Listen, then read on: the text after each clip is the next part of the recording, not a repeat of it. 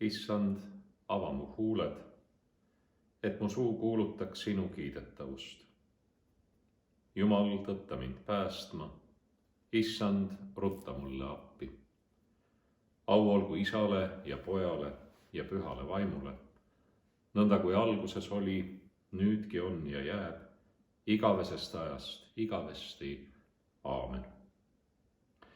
Ja loen tänase psalmi, milleks on 71. psalm. Issand, sinu juures otsin ma pelgupaika. Ära lase mind iialgi jääda häbisse. Oma õiglusega tõmba mind välja kitsikusest ja vabasta mind. Pööra oma kõrv mu poole ja päästa mind. Ole mulle kaitsjaks kaljuks, kuhu ma aina saan minna. Sina oled käskinud mind päästa, sest sina oled mu kalju ja mu mäelinnus. Mu Jumal, vabasta mind õela käest ning ülekohtuse ja vägivaldse pihust. Sest sina oled mu ootus, Issand, mu Jumal. Sa oled mu kindel lootus mu noorpõlvest. Sinule ma olen toetunud sündimisest. Sa oled kandnud mu eest hoolt ema ihust alates. Sinule kõlab aina minu kiitus. Ma olen saanud paljudele imeasjaks, kuid sina oled mulle tugevaks varjupaigaks. Minu suu on täis sinu kiitust ja su ülevust kogu päeva. Ära heida mind ära mu vanas eas, ära hülga mind, kui mu ramm lõpeb. Sest mu vaenlased räägivad mu vastu ja kes varitsevad mu hinge, peavad üheskoos nõu ning ütlevad, Jumal on tema hüljanud. Jälitage teda ning võtke ta kinni, sest ei ole, kes ta ära kisuks meie käest. Oh Jumal, ära ole minust kaugel. Mu Jumal, tõtta mulle appi. Jäägu häbisse ja hukkugu minu hinge vastased. Olgu häbistusse ja teotusse mähitud need, kes otsivad minu õnnetust. Aga mina ootan alati ja suurendan kogu su kiidetavust. Mu suu peab jutustama sinu õiglusest ja su päästetegudest kogu päeva, sest ma ei tea nende arvu. Ma tulen Issanda Jumala vägitegudega. Ma tunnistan üksnes sinu õiglust. Jumal, sa oled mind õpetanud mu noorest east ja sest saadik ma kuulutan sinu imesid. Ära siis jäta mind maha, Jumal, kui ma lähen vanaks ja halliks, kui ma kuulutan sinu käsivart praegusele põlvele ja su vägevust kõigile järeltulijaile. Sest su õiglus ulatub kõrgele, oh Jumal, kes oled sina suuri asju teinud. Jumal, kes on nagu sina? Sina, kes mind oled lasknud näha palju kitsikusi ja õnnetusi, teed mind jälle elavaks ja tõmbad mind jälle üles maa sügavustest. Kasvata mu suurust ja pöördu jälle mind trööstima. Ma tahan sind tänada ka naablimänguga, sinu ustavuse eest, mu Jumal. Ma tahan sulle lauldes mängida kannelt, sa Iisraeli püha. Mu huuled hõiskavad, kui ma sulle lauldes mängin, samuti mu hing, mille sa oled lunastanud. Minu keelgi kõneleb kogu päeva sinu õiglusest, sest juba häbenesid ja kohmetusid need, kes otsisid mu õnnetust. Au olgu Isale ja Pojale ja Pühale Vaimule, nõnda kui alguses oli, nüüdki on ja jääb, igavesest ajast igavesti. Aamen. Ja tänane Vana Testamendi lugemine on prohvet Jesaja raamatu 38. peatükist, salmid 1–8. Neil päevil jäi kuningas Hiskia haigeks ja oli suremas.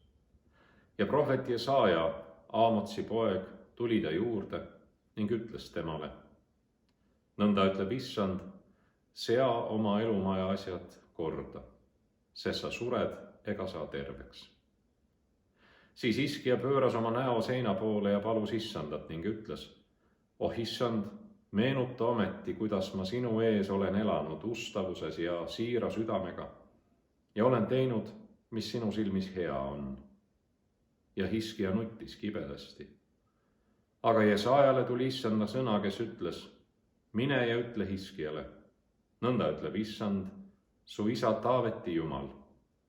Ma olen kuulnud su palvet, ma olen näinud su silmavett. Vaata, ma lisan su elupäevadele 15 aastat ja ma päästan sinu ja selle linna Assuri kuninga pihust ning kaitsen seda linna.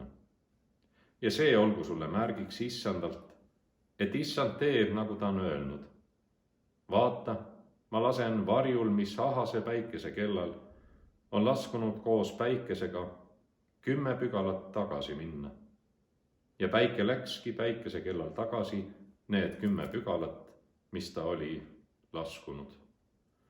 See on Jumala sõna. Tänu olgu Jumalale. Ja tänane Uue Testamendi lugemine on apostel Pauluse teisest kirjast korintlastele 4. peatüki lõpust. Ja apostel Paulus kirjutab, seepärast me ei tüdi, vaid kuigi meie väline inimene kulub, uueneb seesmine inimene ometi päev-päevalt. Sest see praeguse hetke kerge ahistus saavutab meile määratult suure igavese au. Meile, kes me ei pea silmas nähtavat, vaid nähtamatut.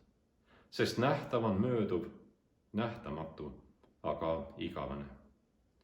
See on Jumala sõna. Tänu olgu Jumalale. Ja tänase palvepäeva evangeeliumi kirjakohaks olen valinud Matteuse evangeeliumi 8. peatüki salmid 16-18. Aga õhtu jõudes toodi Jeesuse juurde palju kurjadest vaimudest vaevatuid ja ta ajas neist vaimud välja sõnaga ning tervendas kõik haiged, et läheks täide, mida on räägitud prohvet Jesaja kaudu. Ta on võtnud ära meie haigused ja kandnud meie tõved.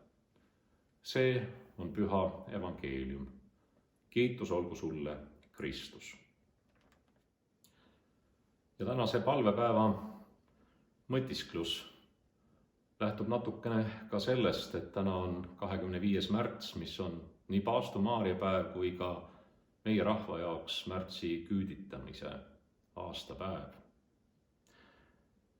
Me mäletame täna küüditamist, mis toimus 1949. aastal ja kindlasti on meil kõigil võtta omaenda suguvõsast mõni küüditamise lugu.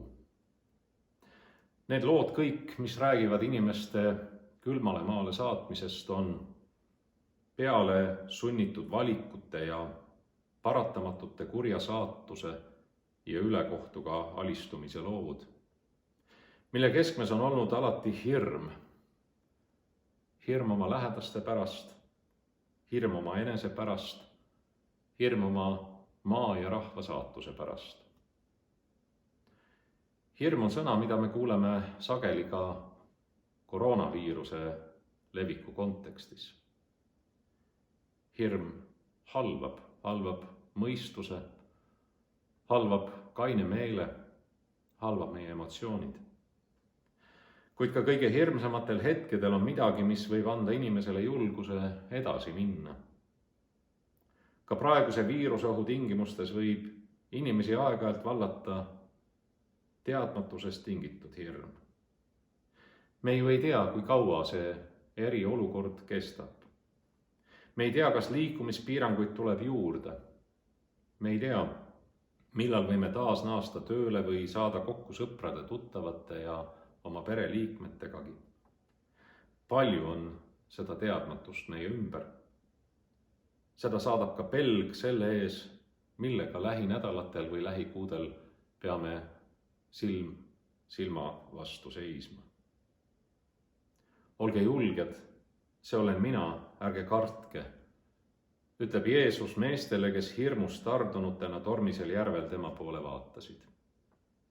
Ka ingel Gabriel ütles Maarjale Jeesuse sündi ette kuulutades, ära karda, Maarja, sest sa oled leidnud armu Jumalalt. Jumala silmis. Me oleme kogenud ja kogeme ka praegu rahvana ühist saatust. Kogesime ühist saatust siis, kui inimesi Siberisse viidi, aga ka siis, kui lootusrikkalt ühiselt Balti ketis seisime. Või siis, kui laulupeo kaare all või kaare ees Muruplatsil üheskoos laulame. Kuid me tunneme ka ühist armastust oma maa ja rahva, oma keele vastu. Me armastame ka sama Jumalat ja tema armastab meid. See ei ole Jumala vastuarmastus meie armastuse eest. Jumal armastab ka siis, kui meie oleme tema unustanud või meil ei ole tööde tegemiste või kriisi keskel aegagi tema peale mõelda. Minu sooviks tänasel palvepäeval on, et me ei unustaks lootmast Jumala peale. Seesama Jeesus, kes ruttas julgustama tormisel merel oma jüngreid, on kõikjal kohal maailmas ka praegu. Kõikide kriiside ja hädade keskel, viirusega võitlejate keskel, haigete seas neid lohutamas, surijate juures neid kinnitamas viimsele teele asumisel.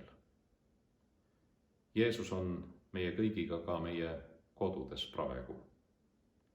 Meil pole vaja tunda hirmu, sest Issand on meiega. Küll on meil põhjust tänada Jumalat kõige hea eest, mida on palju ka selle praeguse eriolukorra tingimustes. Ja kindlasti püsigem palves nii tänasel palvepäeval, aga kindlasti ka iga päev siin selles maailmas ja selle päikese all. Meie jäämegi palvesse. Tänasel Paastu Maarja päeval ja märtsi küüditamise aastapäeval mõtleme Issand nendele sõnadele, mida lausus ingel, kui ta ilmus Maarjale. Ingel ütles, ära karda, Maarja.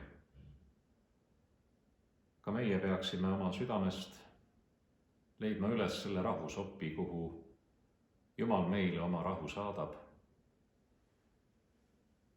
Ja mitte kartma. Mitte kartma selle ees, mis on ees meid ootamas. Mitte kartma selle pärast, mis on maailmas praegu toimumas, vaid otsima seda julguse aset oma hinges, kus Issand sina oma rahuga oled. Aga me tahame ka täna eriolukorra tingimustes palvetada kõigi nende pärast, kes on lahkunud igavikku, kas siis koroonaviiruse tõttu või ka küüdirongiga Siberisse saadetatuna. Issand, ole sina see, kes annab rahu kõigi leinajate südamesse, aga võtab vastu ka need, kes on sinu juurde jõudnud. Issand, me palume, et sa teeksid terveks haigestunud. Me palume sinu õnnistust arstidele, kõigile, kes haigeid ravivad ja toetavad. Me palume, et sa aitaksid kõiki, kes peavad otsustama praegusel ajal oluliste asjade üle ja näitama meile teed, suunama meid ja toetama inimesi nende kannatustes ja katsumustes. Me palume ka kristliku usu eest kogu maailmas ja sellepärast, et see võiks püsida ka raskuse hetkedel, et me oskaksime silmad suunata sinu peale, Issand. Sellepärast palume ka, et sa õnnistaksid kiriku tööd. Et kirik oma tegevuses jõuaks inimesteni ka sel ajal, kui me ei saa Jumala teenistustel viibida vahetult, vaid peame leppima läbi telekaamera või läbi ekraani meieni jõudva Jumala sõnaga. Issand, me palume, et sina kingiksid meile kõigile hingerahu ja meelekindluse ja annaksid lahenduse kõigile keerulistele olukordadele Eestis ja kogu maailmas. Sinu nimel me, Issand, palume, meie Isa, kes sa oled taevas, pühitsetud olgu sinu nimi. Sinu riik tulgu, sinu tahtmine sündigu, nagu taevas, nõnda ka maa peal. Meie igapäevast leiba anna meile täna päev ja anna meile andeks meie võlad, nagu meiegi andeks anname oma võlglastele. Ja ära saada meid kiusatusse, vaid päästa meid ära kurjast, sest sinu päralt on riik ja vägi ja au igavesti. Aamen. Issanda nimi olgu kiidetud ja austatud igavesest ajast igavesti.